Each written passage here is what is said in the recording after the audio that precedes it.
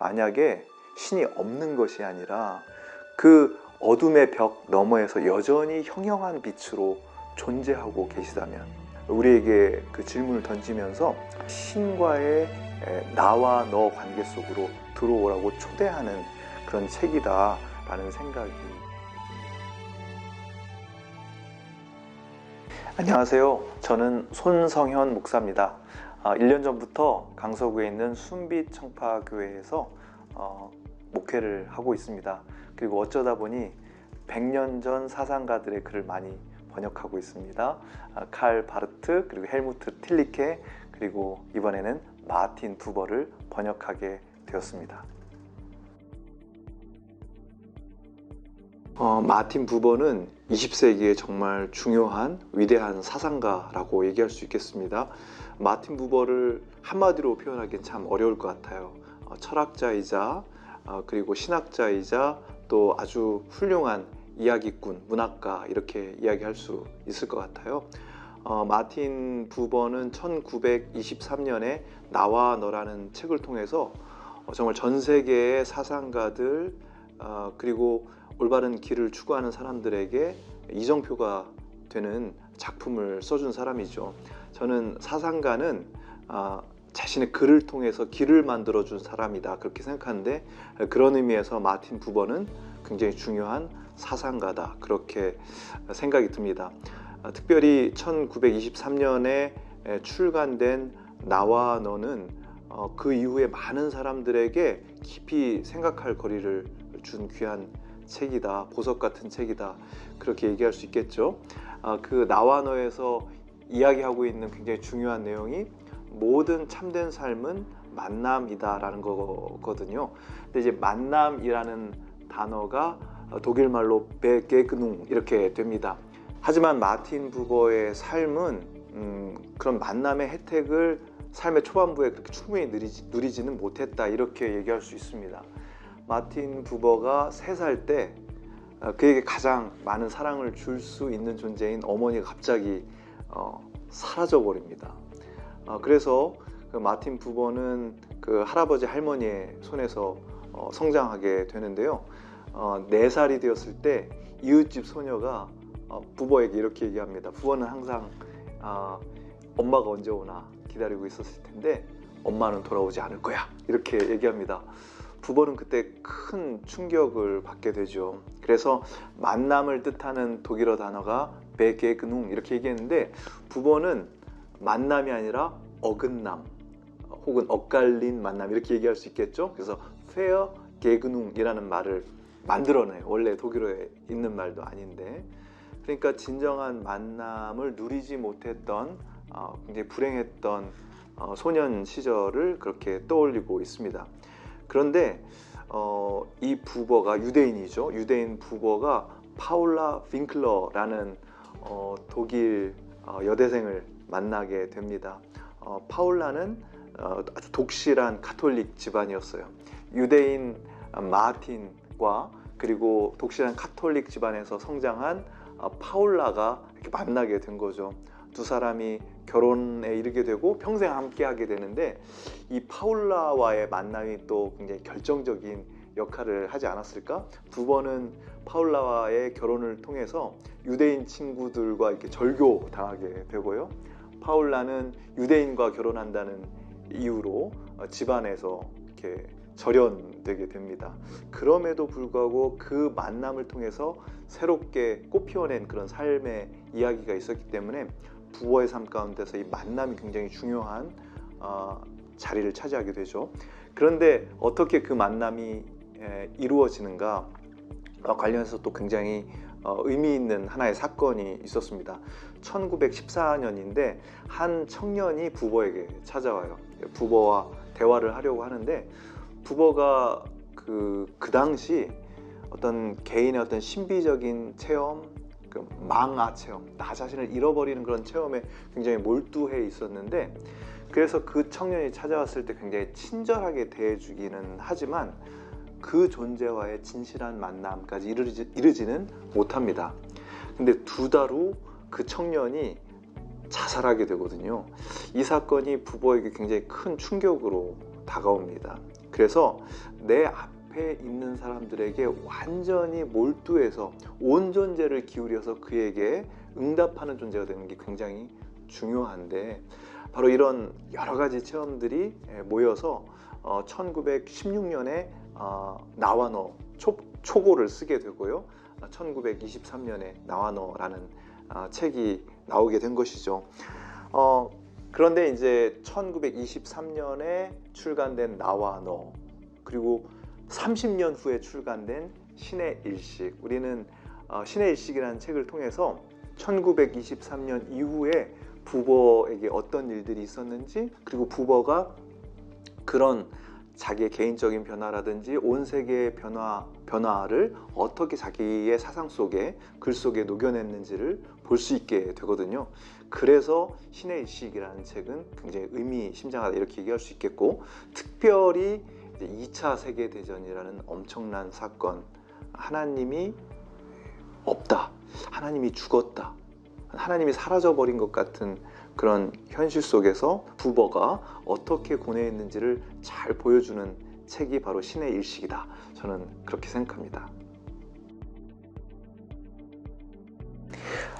신의 일식은 저 개인적으로도 굉장히 중요한 책이다라는 생각이 듭니다.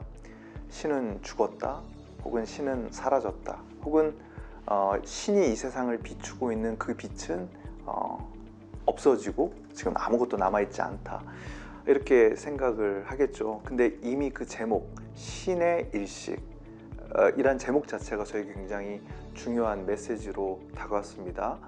신은, 하나님은 없는 것이 아니라 뭔가에 의해서 가려져 있다라는 암시를 주고 있지 않습니까?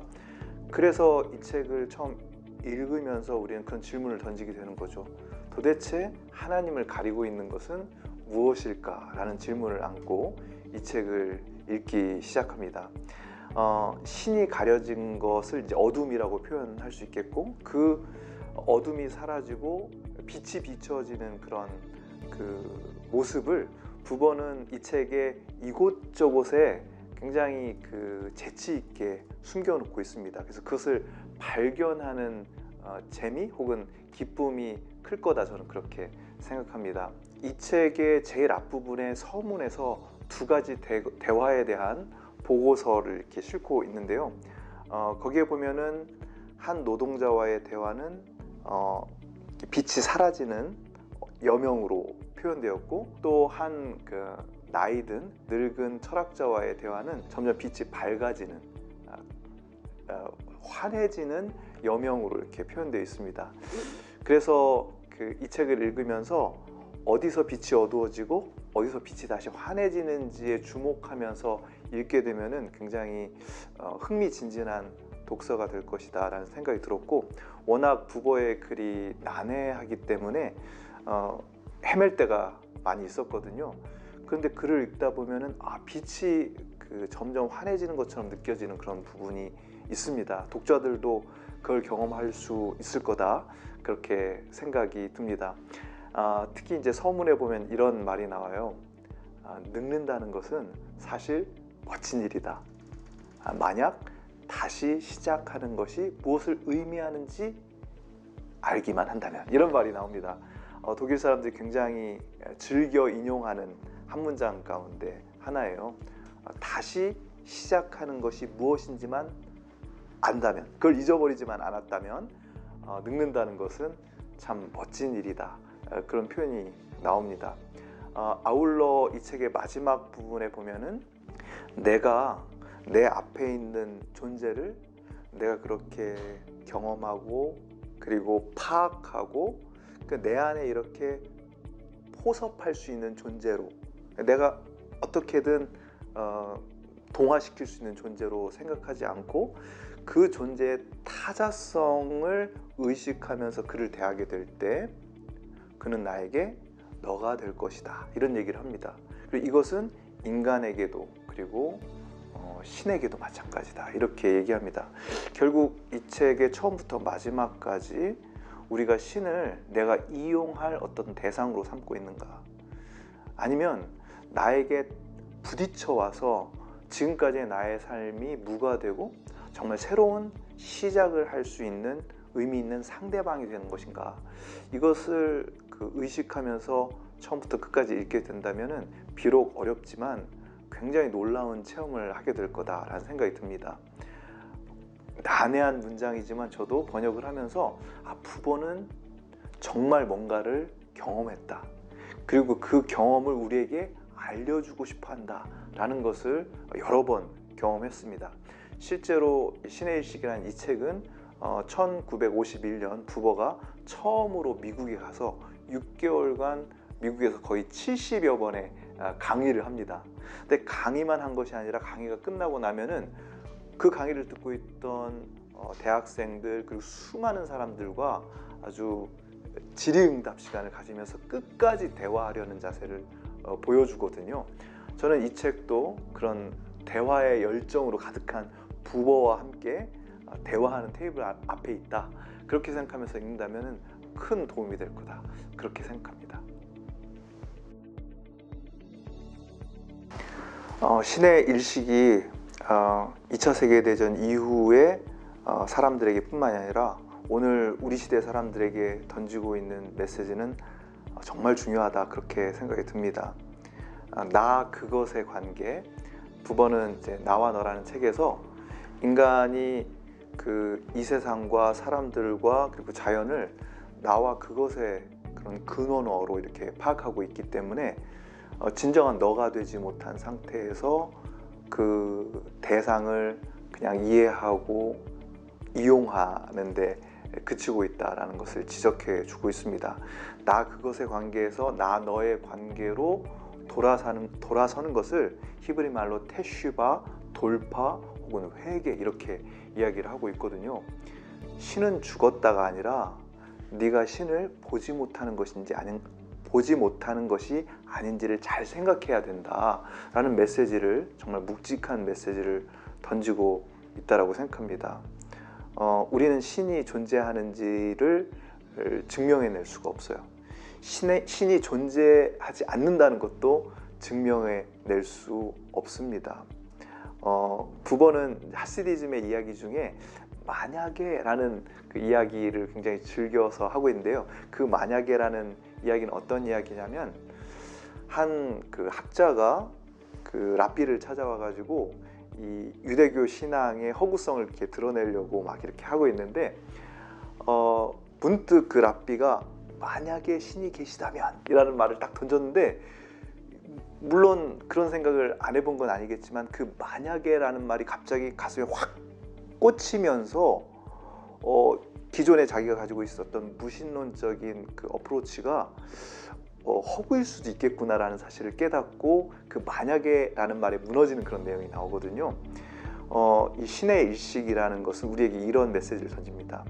만약에 신이 없는 것이 아니라 그 어둠의 벽 너머에서 여전히 형형한 빛으로 존재하고 계시다면, 그 어둠의 벽을 치우고 그 존재와 마주하는 것이 정말 중요한 일이련만, 마치 그 빛이 없는 것처럼 살아가고 있는 존재들은 얼마나 불행하고 그리고 어둡고 그리고 추운 삶을 살 수밖에 없는지 우리에게 그 질문을 던지면서 어둠의 벽 뒤편에서 여전히 형형하게 빛나고 있는 신과의 나와 너 관계 속으로 들어오라고 초대하는 그런 책이다 라는 생각이 듭니다. 제가 이 책을 아직 고등학생인 제 딸에게도 이렇게 소개해주고 함께 이제 이야기를 나눌 기대에 부풀어 있습니다. 요즘 청소년들 그리고 청년들 삶, 신이 없는 것 같은 그런 시대를 살아가고 있잖아요. 이 책은 신이 없는 게 아니라 없는 것처럼 보이게 만드는, 그러니까 신과 우리 사이를 가로막고 있는 뭔가가 있다 라는 사실을 우리에게 이야기해 주고 있습니다. 그럼 질문을 던지게 되죠. 그게 뭘까? 제가 스포일러를 하면 안 되기 때문에 정답을 얘기해 줄 수 없지만 이 책의 마지막에 가서 신과 나 사이를 가로막고 있는 것이 무엇인지를 얘기해 주고 있습니다. 부버의 답을 들으면서 우리는 이렇게 묻게 될 거예요. 정말 그것이 하나님과 나 사이를 가로막을 수 있나? 그 물음을 붙잡고 더 깊이 깊은 사유를 할 수 있도록, 그래서 새롭게 시작할 수 있도록 초대하고 있는 책이 바로 신의 일식이다 라고 생각합니다. 네, 이 책을 읽어주셔서 감사합니다. 무지 어려울 겁니다. 그런데 소리 내어서 읽다 보면 여러분 인생 문장이 될 만한 것을 최소한 10개 정도 발견할 거다, 그렇게 생각합니다. 여러분 이 책을 읽을 때 수시로 표지를 보시면서 읽으시면 참 좋을 것 같아요. 제가 표지를 처음 받아보고 깜짝 놀랐는데 어둠과 빛의 대비, 그리고 하나님과 함께한 관계, 혹은 하나님과 끊어진 상태에서 나 스스로 선과 악의 판단자가 되려는 그 어둠에 대해서 참 절묘하게 표현해낸 마크 샤갈의 아름다운 그림이다 라는 생각이 듭니다. 그래서 읽으시면서 피곤해질 때마다 표지를 보면서 이 책의 메시지를 다시 한번 생각해 보는 것 참 좋은 일일 것 같다 라는 생각이 듭니다. 이 책을 아직 읽지 않는 분들은 꼭 읽으셔야 됩니다. 왜냐하면은 오늘 우리 시대에 제일 필요한 부분이 어떤 것인지를 탁탁 짚어주고 있는 부분을 마주할 거다라는 생각이 드는데요. 만약에 아직 읽지 않으셨다면은 이미 읽은 사람에게 뭐가 그 책이 그렇게 좋은가 물어보면서 그 책에 대해서 함께 이야기하게 된다면은 여러분들이 시간이 갈수록, 나이를 많이 먹을수록 멋진 사람이 될 거다, 그렇게 생각합니다. 저는 이 책을 가지고 특히 그 교회에 있는 청년들과 함께 대화하는 모임을 많이 만들고 싶다, 그런 생각이 들었습니다.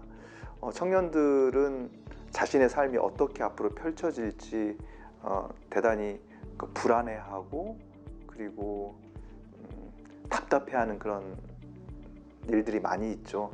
제가 그 옴기니의 글에서 라이너 마리아 릴케의 시를 하나 소개해 놨습니다. 릴케는 자신의 삶이 조금씩 번져나가고 있는 동그라미, 이렇게 말하고 있는데요. 그것은 마치 나이테와 같은 것이기도 하고, 혹은 물방울 하나가 떨어졌을 때 점점 번져가는 그 아름다운 무늬 같기도 합니다. 인간의 삶이라는 것이 스스로의 삶에 무늬를 이렇게 만들어가는 것이다, 이렇게 얘기하고 할 수 있겠는데, 그 릴케는 그 시의 후반부에서 자기 자신의 삶을 하나님이라는 정말 태고적의 탑을 계속해서 맴돌고 있는 존재로 이렇게 얘기를 하고 있어요. 그러면서 이런 질문을 던지고 있습니다. 나는 매인가, 한 마리의 매인가, 아니면 폭풍인가, 위대한 노래인가, 이런 질문을 던지고 있습니다. 하나님이란 존재에 대해서 진지하게 물으면서 계속해서 그 주위를 맴돌고 있는 한 존재, 저는 부버가 바로 그런 존재라고 생각했고, 부버뿐만이 아니라 오늘 우리 시대에 교회 다니고 있는 청년들은 그 신이라는 정말 태고적의 탑을 계속해서 맴도는데, 그 맴도는 그 날갯짓은 그저 나의 인생 20년, 30년의 그런 날갯짓이 아니라 수천 년 전부터 이어져 내려오는 그런 날갯짓이다, 그런 생각이 들어요. 그래서 부버의 이 책을 읽으면서 나의 이런 방황과 고민과 그리고 탐색이 얼마나 오랜 전통 속에 이어져 있는지, 전통과 이어져 있는지를 발견할 수 있을 거다, 그런 생각이 들고요. 그 교회의 좋은 어떤 그 대화를 이끌어줄 수 있는 분과 함께 이 책을 한 7주에 걸쳐서 숙독하게 된다면 굉장히 풍성한 모임이 될 거다라는 생각이 들고, 그 청년들이 또 다른 청년들에게, 그리고 후배들에게 하나님은 존재하지 않는 것이 아니라 때때로 우리 눈에 가려져 있어, 그분과의 어떤 그 참된 만남, 너라고 부를 수 있는 영원한 너를 향해서 너와 나의 관계를 맺는 그 만남이 얼마나 중요한지를 뼈저리게 느낄 수 있는 좋은 시간이 될 거다, 그렇게 생각합니다. 특별히 그 종교, 우리의 신앙생활마저도 자신의 어떤 목적을 위해서 이용하는 형태의 신앙이 얼마나 위험한 것인지를 또한 알게 되면서 오늘 우리 시대에 정말 필요한 신앙적 윤리 혹은 윤리적 신앙이라는 것은 어떤 것인지도 생각해 볼 수 있는 굉장히 중요한 부분들이 있으니까 그 보물을 캐내는 그런 수고로움은 굉장히 가치 있는 것이 될 거다. 저는 그렇게 생각합니다. 책을 읽는 방법은 굉장히 여러 가지가 있죠. 그 라틴어로 읽다라는 말이 레게레라는 말이고 독일어로도 레젠 이렇게 되는데 이 말이 원래 그 의미가 그냥 활자를 읽는다라는 뜻이 아니라 밭에서 혹은 들에서 뭔가를 줍는다라는 뜻에서 이렇게 나왔습니다. 책을 읽는다는 것은 뭐 처음부터 끝까지 쭉 여기서부터 시작해서 끝까지 쭉 읽는다 이런 방법도 있겠지만 내 그 영혼의 필요에 의해서 어떤 것을 눈에 띄는 것을 이렇게 줍는 방법도 있겠죠. 호흡이 긴 분들은 이렇게 처음부터 딱 시작해서 끝까지 쫙 읽고 마지막에 옴기니의 글을 읽으면은 그게 이제 제일 좋을 것 같습니다. 그런데 예를 들어서 이제 사르트르, 하이데거, 뭐 파스칼 이런 철학자들의 어떤 논의에 자기가 굉장히 익숙지 않다라고 느낀다면은 한번 옴기니의 말을 먼저 읽고서 읽는 방법도 굉장히 좋겠다라는 생각이 들어요. 사실 이 책은 퍼즐 같기도 하고 스테인드 글래스 같기도 합니다. 왜냐하면은 이 책 자체가 저자가 처음부터 끝까지 일필휘주로 쫙 써내려간 글이 아니라 51년과 52년에 미국에 머물면서 이렇게 수많은 강연들을 하잖아요. 특히 이제 미국의 주요 대학에서 강의한 것을 강의한 강의록 몇 편을 기초로 하고 또 2차 세계대전 이후에 이 마틴 부버가 그 시대 사람들에게 주고 싶었던 그런 메시지를 담은 그런 글들을 조합해서 이렇게 이 책이 나온 거고요. 또 1920년대에 부버에게 있었던 굉장히 중요한 만남 두 개를 그 대화 두 편을 또 서문에 이렇게 집어넣습니다. 저는 부버가 어떤 의도를 가지고 이런 배치를 했다라는 생각이 들었어요. 그래서 그 시대에 굉장히 중요한 사상가인 그 사르트르 그리고 하이데거, 칼 구스타프 융과 함께 대결했던 부분이 놀랍게도 이 책의 중심부에 딱 있고요. 앞부분에는 철학적인 내용, 뒷부분은 윤리적인 내용이 이렇게 나와 있습니다. 그래서 어떤 독자는 한 가운데를 읽고 살짝 앞쪽에 있는 철학적인 어떤 논쟁의 부분, 그리고 뒤쪽에 나오는 윤리적인 논쟁의 부분, 그리고 마지막으로 이 모든 것을 감싸고 있는 그리고 신의 일식이라는 개념에 대한 설명이 나오는 제일 앞에 있는 글과 마지막에 있는 글을 읽는다면은 또 굉장히 특별한 어떤 부버가 왜 이렇게 글들을 배치했는지를 좀 생각해 볼 수 있는 재미있는 독서가 될 거다. 저는 그렇게 생각이 듭니다. 결론적으로 읽고 싶은 대로 읽으십시오. 그러나 꼭 읽으십시오.